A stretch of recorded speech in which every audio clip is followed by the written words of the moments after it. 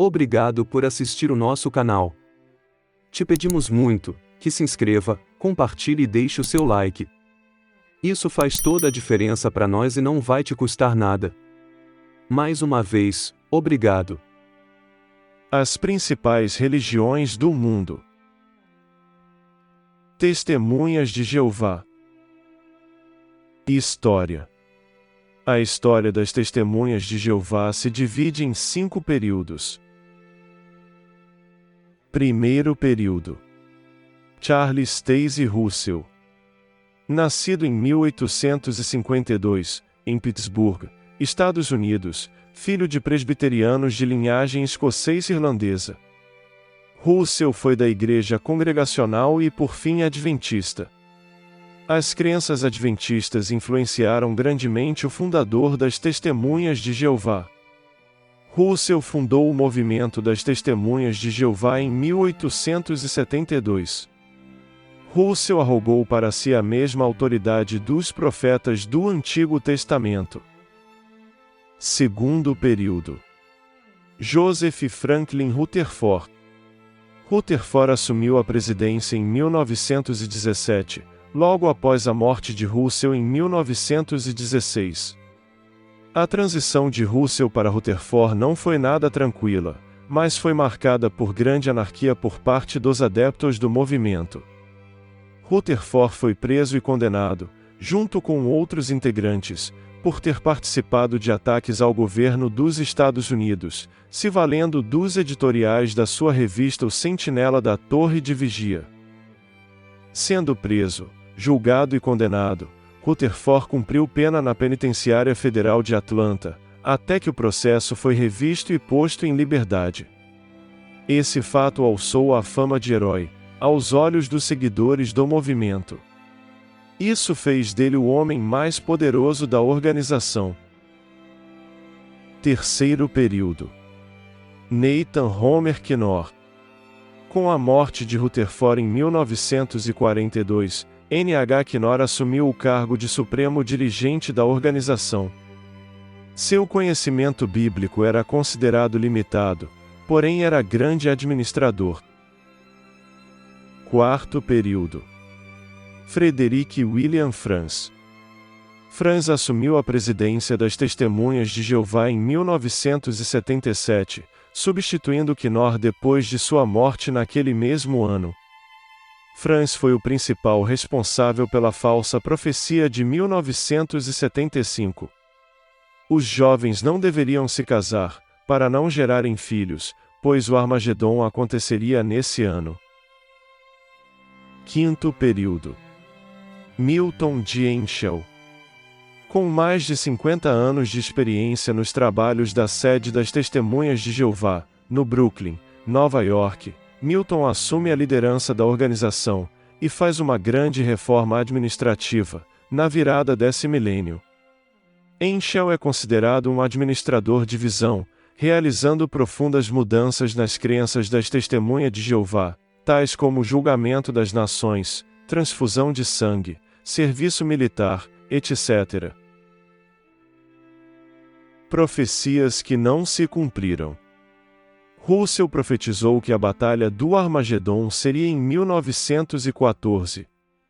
E nesse período, segundo ele, o reino de Deus seria estabelecido. Os judeus seriam restaurados, os reinos gentios seriam quebrados em pedaços como um vaso de oleiro.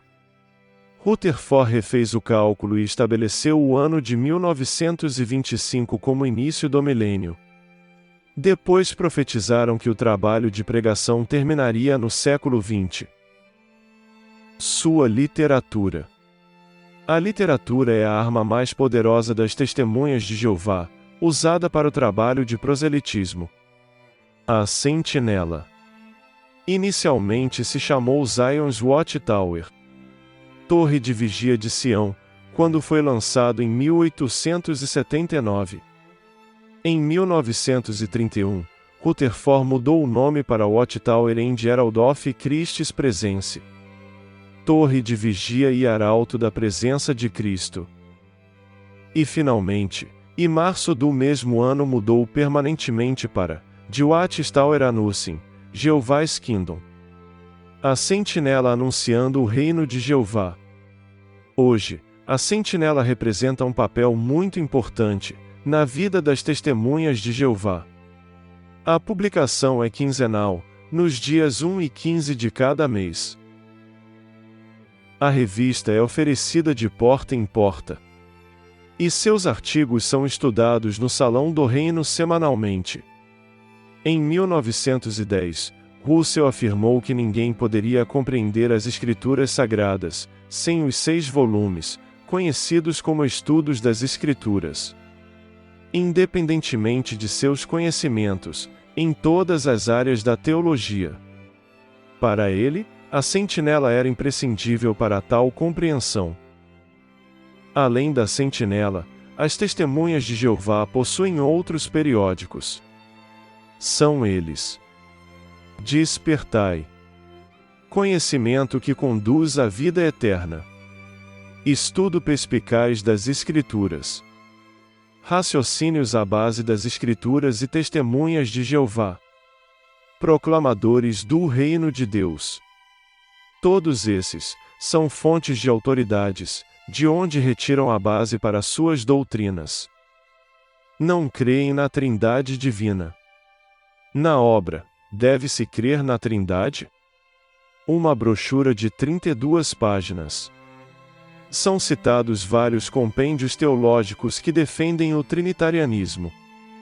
Porém, segundo as testemunhas de Jeová, são como se eles fossem contra a doutrina bíblica da Trindade, ou como se reconhecessem a falta de fundamento para essa doutrina.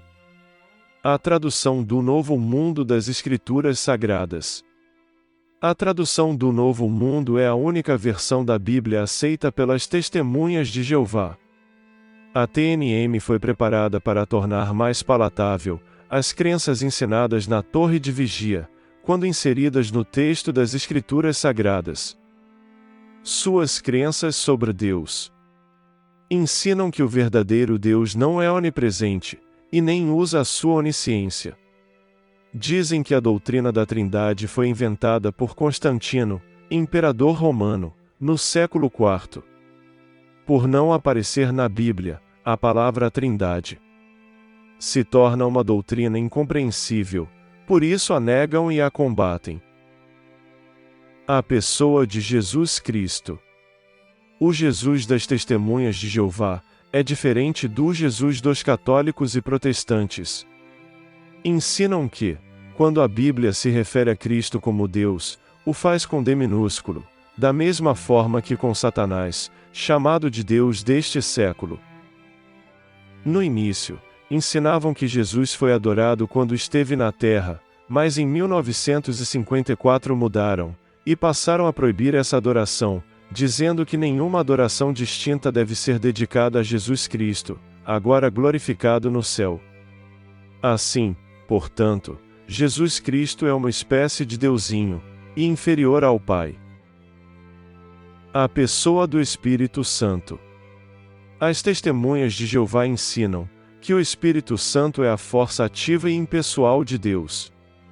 Negam tanto a sua pessoalidade quanto a sua divindade. Como, para eles, Deus não possui onipresença, precisa da ajuda da força ativa para se manter informado. Suas crenças sobre o inferno e o fogo ardente. As testemunhas de Jeová negam a existência do fogo ardente. Isso se dá porque Russell não cria na condenação e no sofrimento eternos. Ainda que cresce nessa doutrina no início de sua vida cristã, depois passou a não crer mais, devido a conclusões particulares, resultantes de seus estudos pessoais. Ensina-se que o inferno é a própria sepultura. Suas crenças sobre a salvação. Ensinam que a salvação depende de se pertencer à sociedade Torre de Vigia, estudar seu manual de ingresso, o livro Conhecimento que conduz à vida eterna, como um alvo a ser cumprido. Os 144.000 usam duas passagens bíblicas para sustentar essa doutrina.